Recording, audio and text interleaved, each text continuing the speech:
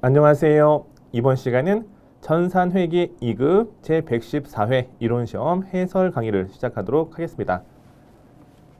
출제 경향 분석을 보시면 문제 1번 계정의 기록 방법 쉬운 문제죠.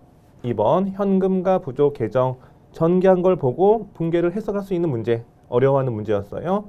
3번 비용의 분류 난이도 중 4번 외상으로 매출한 금액 간단한 계산 문제죠. 난이도 중 재고자산의 단가 결정 방법 중에 하나 고르는 문제의 난이도 중 6번 기장치 취득가액을 묻는 문제였죠. 간단한 계산 문제에 처분 손익이 제시가 되면서 취득가액 얼마인지 묻는 간단한 계산 문제였어요.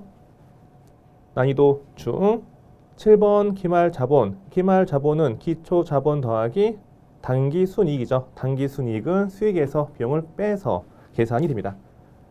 기말자본 묻는 문제에 8번 손익의 이연 뭐가 있어요? 그렇죠. 선수 수익 선급 비용이 있죠. 난이도 하 문제 9번 최고 자산의 종류 해당 문제는 캐리 프로그램에서 계정 과목 및 적요 등록 메뉴 검색을 통해서 풀 수 있는 쉬운 문제죠.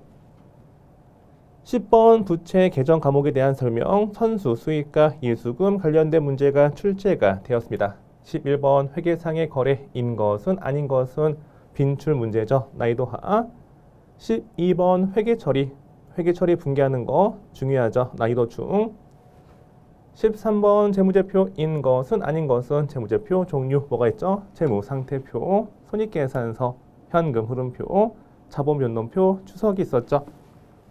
난이도 하 14번이 좀 어려웠어요. 기말, 재고, 자산가액 약간 응용된 문제였죠. 난이도 사항 15번 매출 총이익 매출 총이익은 매출액에서 매출원가 빼서 계산이 되어집니다. 난이도 중 일단 난이도 상은 틀려봐라 하고 낸 문제였기 때문에 이 문제까지 맞춰서 합격하는 시험 아니죠. 너무 어려우면 그냥 스킵 넘어가셔도 되고요. 난이도 중은 약간 꼬아낸 문제, 과거 기출문제에서 약간 꼬아낸 문제이기 때문에 실수하지 않고 맞춰야 돼요. 난이도 하는 보자마자 바로 맞출 수 있는 쉬운 문제가 됩니다. 반드시 맞춰야 되겠죠. 문제 1번부터 차근차근 보도록 하겠습니다. 다음은 계정의 기록 방법에 대한 설명이다. 아래에 양괄호가와 양괄호나에 각각 들어갈 내용으로 옳게 짝지어진 것은 거래 판료소 볼게요. 차변 왼쪽에 기록하는 게 4가지가 있고 대변 오른쪽에 기록하는 게 4가지가 있죠. 자산 증가는 차변과 대변 중에 어디? 그렇죠. 차변 자산 감소는 대변 부채 증가는 대변 부채 감소는 그렇죠. 차변 자본 증가는 대변 자본 감소는 차변 수익의 발생은 대변 비용의 발생은 차변의 기록을 하는 겁니다. 따라서 첫 번째 점 부채 감소는 차변에 기록하는 거고 수익의 증가 또는 수익의 발생은 어디? 그렇죠. 대변에 기록합니다. 양괄호 가는 차변, 양괄호 나는 대변 따라서 답은 3번이 됩니다.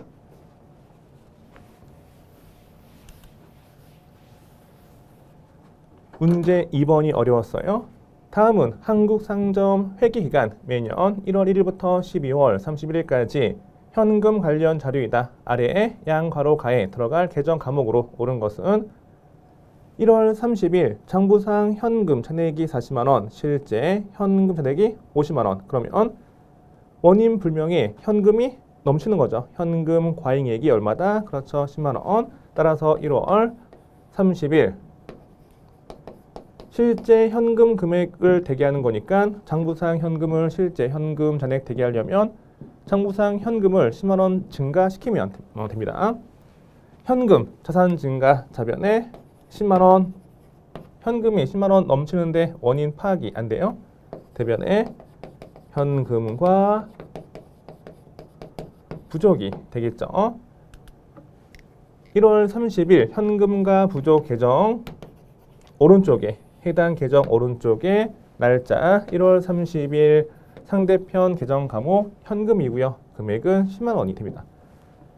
1월 30일 현금 10만 원이 넘치는데 넘칠 과자 원인 파악이 안 된 거예요. 그 다음 7월 1일 볼게요. 7월 1일 차변의 현금과 부족이 7만 원. 현금과 부족 여기가 7만 원이 됩니다. 대변에 이자 수익 7만 원. 현금과 부족을 왼쪽에 빼면 차변의 현금과 부족, 대변의 이자 수익이 되는 거죠. 현금 7만 원은 알고 보니까 뭐다? 그렇죠. 현금 7만 원 들어온 건 이자 수익임을 밝혀낸 거죠. 7월 1일 날. 그 다음 12월 31일 남아있는 현금과 부족은 재무제표에 공시할 수 있다 없다? 현금이 넘치거나 부족한데 원인 파악이 안 되는 거예요. 이걸 정보 이용자에게 공시하면 우리 회사 현금 관리 엉망이다. 이렇게 말하는 것과 같기 때문에 이거 공시할 수 있다 없다? 없다. 따라서 기말 현재 원인 파악이 되지 않은 현금과 부족은 다 없애야 돼요. 따라서 차변에 현금과 부족 남아있는 거 3만 원 다 없애고 현금이 기중에 3만 원 넘치는데 원인 파악이 안 돼요. 이때는 대변에 영업외 수익 자비 처리하시면 됩니다. 현금과 부족 차변에 상대편 계정 과목은 자비. 따라서 여기가 자, 이 금액은 3만 원. 답은 2번이 됩니다.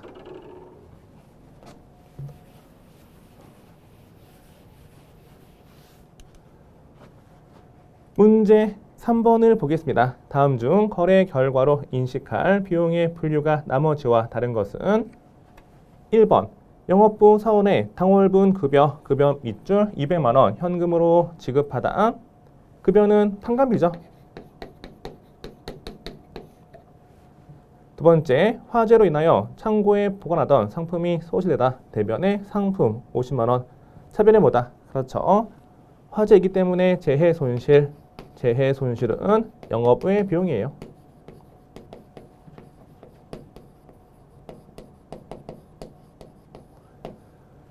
3번 영업부 사무실 건물에 대한 월세 임차료 20만 원 현금 지급하다. 대변에 현금 20만 원. 차변에 임차료죠. 임차면서 지급한 월세 임차료 판관비.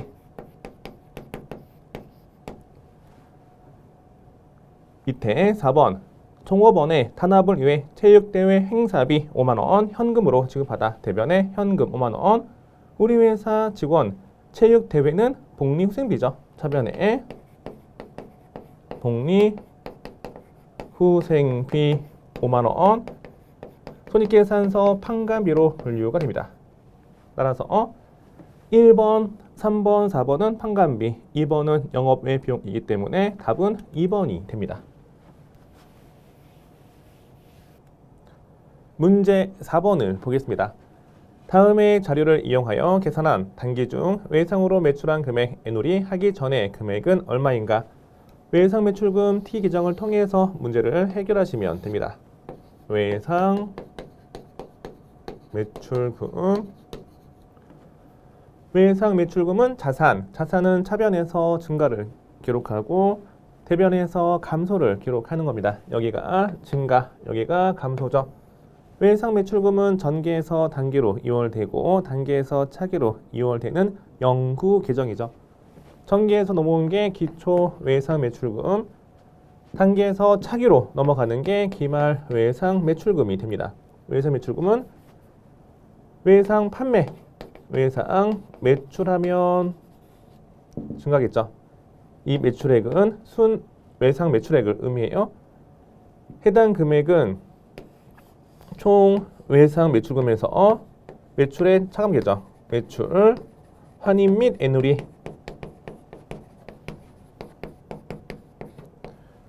매출 할인을 뺀 후의 금액이 됩니다. 빈칸 채우기 하도록 하겠습니다. 먼저 기초 잔액은 40만 원. 외상 매출금 단기 회수액은 여기죠. 회수하면 사라지기 때문에 대변의 회수액이 60만 원. N홀이가 10만 원. 여기가 10만 원이에요. 매출 할인 없고 기말 잔액은 30만 원이죠. 외상 매출금 대변 합계가 90만 원. 그러면 차변 합계도 얼마? 그렇죠.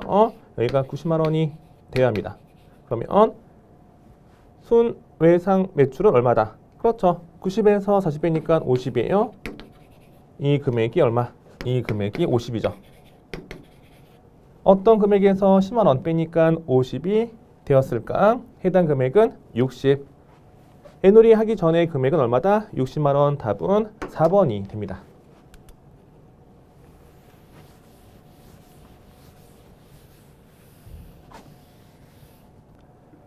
문제 5번을 보겠습니다. 다음 중 아래의 자료에서 설명하는 특징을 가진 재고 자산의 단가 결정 방법으로 옳은 것은 실제 재고 자산의 물량 흐름과 괴리가 발생하는 경우가 많다. 실제 물량 흐름과 다른 게 뭐다? 그렇죠. 후입 선출법이 됩니다. 일반적으로 기말 재고액이 과소 계상되는 특징이 있다. 문제가 약간 좀 잘못 나왔어요. 가정이 있어야 되겠죠. 가정. 여기는 물가 상승 시 이런 가정이 있어야 됩니다. 그러면 선기일에 물가가 상승했을 때 선입 선출법일 때 기말 재고와 이익을 가장 크게 표시하기 때문에 선입이 가장 크다. 그 다음 이동평균법, 그 다음 총평균법, 그 다음 후입 선출법 순서죠. 따라서 물가 상승 시 기말 재고액을 가장 적게 표시하는 건 뭐다? 후입 선출법. 과소 계상되는 특징이 있어요. 따라서 답은 4번이 됩니다. 단서 추가할게요. 문제 6번. 다음은 한국제조가 단기 중 처분한 기장치 관련 자료이다. 기계장치 취득가액은 얼마인가? 처분 손익이 나와 있죠. 처분 손익은 무슨 금액과 무슨 금액을 비교한다. 그렇죠. 장부 금액 그리고 처분 금액을 비교하시면 됩니다. 처분 가액은 1,200만 원이죠. 처분 이익이 700이기 때문에 처분 이익이 700만 원 더 큰 거예요. 장부 금액은 어떻게 계산이 되어진다. 그렇죠. 장부 금액은 취득 원가 취득 가액에서 감가상각 누계액을 뺀 후에 금액이 됩니다. 1200에서 700을 빼니까 장부 금액은 얼마다? 그렇죠. 500만 원. 문제에서 감가상각 누계액이 500만 원 제시가 되어 있습니다. 그러면 어떤 금액에서 500을 뺐더니 500이 나왔을까? 해당 금액은 두 금액 더하면 1000만 원이 됩니다. 1000만 원. 따라서 답은 4번이 됩니다. 문제 7번. 다음의 자료를 참고하여 기말 자본을 구하시오. 빈출 유형이죠. 기말 자본과 기초 자본의 관계. 기말 자본은 어떻게 계산이 되어진다? 기말 자본은 기초 자본 더하기 단기 순이익. 단기 순이익은 총 수익에서 단기 총 수익에서 단기 총 비용을 빼서 계산이 되어집니다. 플러스 추가 출자액이 있으면 더하고 마이너스 인출액이 있으면 빼는 거죠.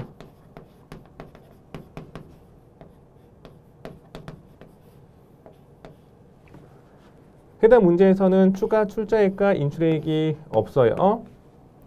기말 자본을 구하시오. 기초 자본은 130만 원. 130만 원. 단기 순이익은 총 수익 마이너스 총 비용 200에서 150을 빼니까 얼마다? 그렇죠. 50만 원. 기말 자본은 180만 원. 답은 3번이 됩니다.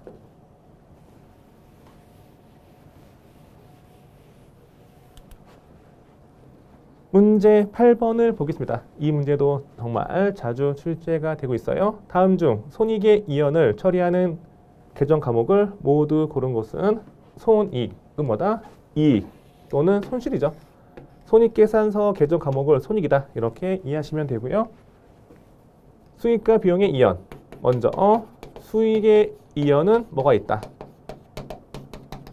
전수, 수익이 있죠. 그리고 비용의 이연은 뭐가 있다? 그렇죠. 선급 비용이 있습니다. 또 비교. 수익의 발생, 기말 현재 수익이 발생되었는데 받지 않은 금액, 미수 수익. 비용의 발생은 기말 현재 비용이 발생되었는데 지급비율이 미도래에서 지급하지 않은 금액 뭐다? 그렇죠. 미지급 비용이 됩니다. 선수 수익은 자산과 부채 중에 뭐죠? 그렇죠. 부채고 선급 비용 자산이에요. 미수 수익 자산이고 미지급 비용은 부채가 되겠죠. 자산에 해당하는지 또는 부채에 해당하는지 이것도 자주 출제가 되고 있습니다. 손익의 이연 뭐다? 그렇죠. 수익의 이연 선수 수익과 비용의 이연 선급 비용 따라서 답은 가나 1번이 됩니다. 대손 충당금은 자산의 차감 계정, 잡손실, 영업외 비용이죠.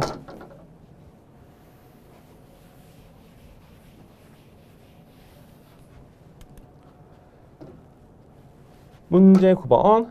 다음 중 재고 자산의 종류에 해당하지 않는 것은 상품, 제공품, 반제품은 재고 자산, 비품은 그렇죠. 계정과 모음 및 적여 등록 메뉴에서 비품을 검색하면 비품은 재고 자산이 아니고 뭐다? 유형 자산, 유형 자산으로 분류가 되기 때문에 답은 4번이 됩니다. 쉬운 문제죠. 10번 문제를 보겠습니다. 다음 중 아래에 양괄호가와 양괄호나에 각각 들어갈 부채 항목의 계정 과목으로 옳게 짝지어진 것은 첫 번째 점을 보시면 현금 등 대가를 미리 받았으나 수익이 실현되는 시점이 차기 이후 속하는 경우 뭐다? 그렇죠. 여기는 선수 수익이죠. 기말 현재 먼저 받아둔 금액인데 차기 발생할 수익에 대해서 먼저 받아둔 금액을 뭐라 한다? 선수 수익, 부채예요. 두 번째 점을 보시면 일반적인 상거래 외에 거래와 관련하여 발생한 현금 수령액 중 임시적으로 보관하였다가 일시적으로 받아서 보관해 둔 금액 뭐다? 그렇죠. 예수금이 되는 거죠. 우리 회사가 근로자 급여 지급하면서 근로자가 내야 할 근로소득세와 4대 보험 우리 회사가 떼어서 갖고 있다가 관할 세무서 등에게 납부할 금액을 뭐라 한다? 그렇죠. 예수금, 유동부채가 되는 거죠. 보관하였다가 일시적인 예자 받을 숫자 받아서 보관했다가 제3자에게 다시 지급해야 하는 경우 예수금으로 처리가 됩니다. 따라서 양괄호 가는 선수수익, 양괄호 나는 예수금 답은 2번이 됩니다. 11번. 다음 중 회계상 거래에 해당하는 것은 보기 1번 직원 1명을 신규 채용하고 근로계약서 작성하다. 계약 그 자체는 회계상 거래가 될 수가 없어요. 회계상 거래는 우리 회사의 자산, 부채, 자본, 수익 비용의 변동이 발생되면서 변동사항을 화폐 금액으로 측정할 수 있는 게 바로 회계상의 거래가 되는 거죠. 계약 그 자체로 자산, 부채, 자본 등의 변동이 발생되었나? 아니죠. 나중에 급여 지급했으면 회계상 거래이지만 근로계약서 작성 자체는 회계상의 거래가 아니기 때문에 분개하는 거 아니죠. 두 번째, 매장 임차료를 종전 대비 5% 인상하기로 임대인과 구두 협의했다. 협의 그 자체도 회계상의 거래가 될 수가 없어요. 나중에 임차료 지급한 거 회계상의 거래가 되겠지만 이렇게 구두 합의한 거 이거는 회계상의 거래가 아니죠. 자산, 부채, 자본 등의 변동이 없기 때문이에요. 세 번째, 제품 100개를 주문한 고객으로부터 제품 50개 추가 주문받다. 나중에 제품 팔면 그때 회계상의 거래가 되는 거죠. 주문받은 것 자체는 자산, 부채 등의 변화가 없기 때문에 회계상의 거래가 될 수가 없어요. 네 번째, 사업 자금으로 차입한 대출금에 대한 1개월분 이자가 발생되었으면 차변의 이자 비용 회계 처리하는 거죠. 회계상의 거래입니다. 영업외 비용인 이자 비용이 발생했기 때문에 기록하는 거죠. 장부에 기록한 게 뭐다? 회계상의 거래죠. 따라서 답은 4번이 됩니다. 금액까지 제시가 되었으면 좀 더 정확한 문제였을 텐데 금액이 누락돼서 약간 아쉬워요. 12번 문제 보도록 하겠습니다. 다음 중 아래 회계 처리에 대한 설명으로 가장 적절한 것은 전산회계 2급은 회계 처리 잘하면 합격이고요. 회계 처리 못하면 합격이 불가능해요. 회계 처리 정말 중요하죠. 차변의 자산 증가 현금 10,000원이 들어왔습니다. 대변에 외상 매출금 자산 감소, 외상 매출금 10,000원 감소하는 거죠. 받을 돈이 10,000원 감소하면서 현금 들어온 거래. 답은 몇 번이다? 3번. 지난달에 판매한 상품에 대한 대금 10,000원 현금으로 수령했죠. 따라서 이게 답이고요. 1번. 상품을 판매하고 현금 10,000원 수령하다. 차변에 현금 10,000원 자산 증가. 상품을 판매했으니까 상품 팔아서 번 돈, 상품 매출 여기가 10,000원이 됩니다. 자산 증가 수익 발생. 두 번째, 지난달에 판매한 상품이 환불되어 현금 10,000원 환불해주다. 대변에 현금 10,000원 자산 감소. 반품이죠. 반품이면 차변에 매출, 환입 및 애누리, 매출, 환입 및 애누리 이 분계가 필요합니다. 10,000원. 현금은 자산 감소, 매출, 환입 및 애누리는 매출, 수익의 마이너스 계정이죠. 밑에 4번 상품을 판매하고 대금 10,000원 다음 달에 받기로 하다. 상품을 팔아서 번 돈, 상품 매출 수익 발생 10,000원.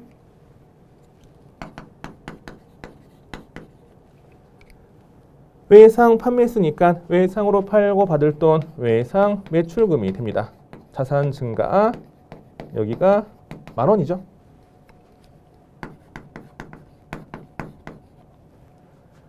(12번의) 답은 3번이 됩니다.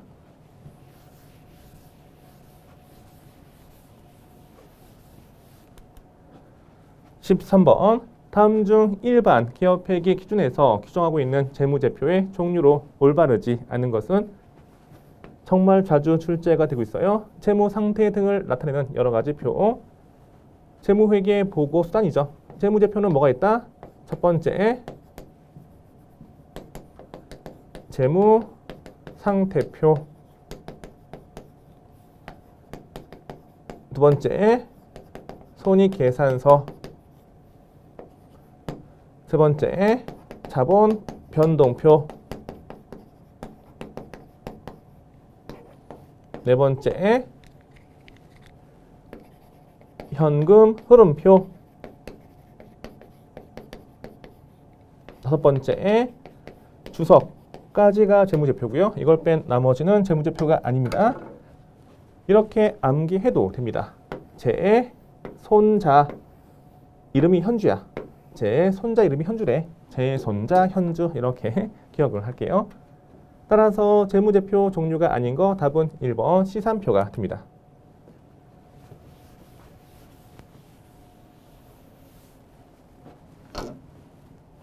14번을 보겠습니다. 좀 어려웠어요. 주 서울은 직접 판매와 수탁자를 통한 위탁 판매도 하고 있다. 위탁 판매는 뭐냐면 우리 회사 물건을 팔아줄 것을 부탁하면서 보낸 게 위탁 판매예요. 즉 만약 갑이 있고 을이 있어요. 갑이 을한테 우리 회사 물건을 팔아줘 라고 보낸 물건을 위탁품 또는 적성품이라 하죠.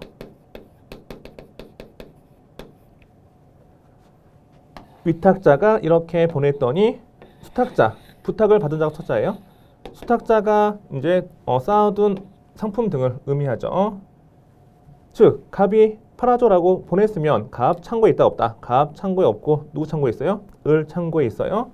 을 창고에 있지만 소유권이 누구한테 있냐면 갑한테 있는 게 이게 위탁품이 되는 거죠. 을이 판매하면 갑 위탁자 물건이 팔린 겁니다. 다시 여기가 위탁자고요. 팔아줄 것을 부탁한 자, 그 부탁을 받은 자. 수탁자가 보관하고 있는 건 누구 거? 위탁자 거예요. 얘가 팔아야 위탁자께 팔린 겁니다. 기말 현재 재고 현황이 아래와 같을 때 기말 재고자산 가액은 얼마인가? 박스 안에 보시면 주 서울에 창고에 보관 중인 재고자산 가액이 50만 원이에요. 여기가 서울이죠. 서울 50만 원에서 출발. 두 번째 점, 수탁자에게 위탁 판매를 요청하여 수탁자 창고에 보관 중인 재고자산 가액이 얼마다? 여기 10만 원이에요. 문제에서 판매되었다라는 언급이 없죠. 만약에 판매되었으면 위탁자 물건이 팔린 건데 판매되었다는 언급이 없기 때문에 수탁자 창고에 있지만 누구 거다? 그렇죠. 서울, 주 서울 위탁자 거예요. 여기에 더하시면 됩니다. 그 다음 점, 수탁자의 단기 위탁 판매 실적에 따라서 주 서울에 청구한 위탁 판매 수료. 이 판매 수료는 위탁자가 판매 수료, 즉 손익계산서 판관비 비용 처리하는 거지 기말 재고 파악하는 거와는 아무런 관련이 없어요. 그러면 기말 재고자산 가액은 얼마다? 주 서울 창고에 있는 거 50만 원에다가 수탁자가 갖고 있는 거 얼마? 10만 원 더하시면 60만 원. 답은 4번이 되겠죠.